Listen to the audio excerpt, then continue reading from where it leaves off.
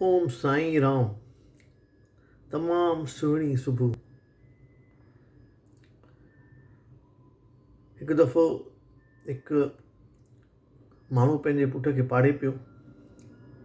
चौथे दर्जे में पुटु हुउसि। हुनखे खोड़ा पियो सेखारे। खोड़ा यानी इंग्लिश में टेबल्स।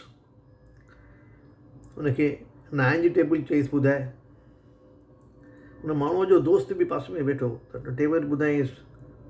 6 ताईं बराबरि ॿुधाईंसि। जीअं ई 9 7 ते आयुसि त हुनखे 132 करे। त हुन माण्हू चयसि अरे काई ॻाल्हि कोन्हे, नो प्रॉब्लम, ही वटि चॉकलेट खा, वञी रांदि कर पोइ वरी चङी तरह यादि कंदासीं, पोइ पढ़ंदासीं, काई ॻाल्हि कोन्हे, वञ हले वञ करे। हुनखे ईअं ॿार खे कुझु बि न चई ठीकु आहे, काई ॻाल्हि कोन्हे, वञ हले वञ। हले थो वञे, चॉकलेट खाई करे, चॉकलेट ख़ुशि थी करे ॿारु हले थो वञे। हुन दोस्त वाइड़ो थो थी वञे, चए थो यार तूं कमाल थो करीं। हा, हुन आंसर ॾिनो 132, एॾो रॉन्ग आंसर, ऐं तूं हुनखे चॉकलेट थो ॾीं। चई यार ॻाल्हि ॿुध, सची थो ॿुधायां, हाणे मुंहिंजो पुटु हुयो, मां ॿुधाए थो सघां।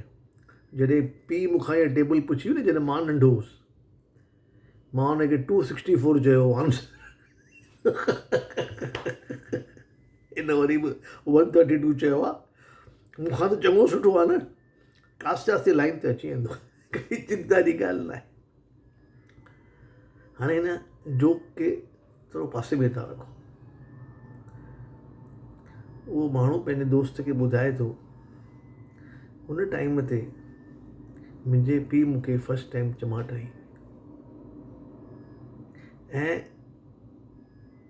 एॾी ज़ोर सां मूंखे चमाट लॻी फस्ट टाइम, जो मुंहिंजे अंदरि मुंहिंजे पीउ लाइ नफ़रत जो बिज पैदा थी वियो फस्ट टाइम ईअं करे। ऐं मां नथो चाहियां कि साॻी ॻाल्हि मुंहिंजे पुट सां थिए।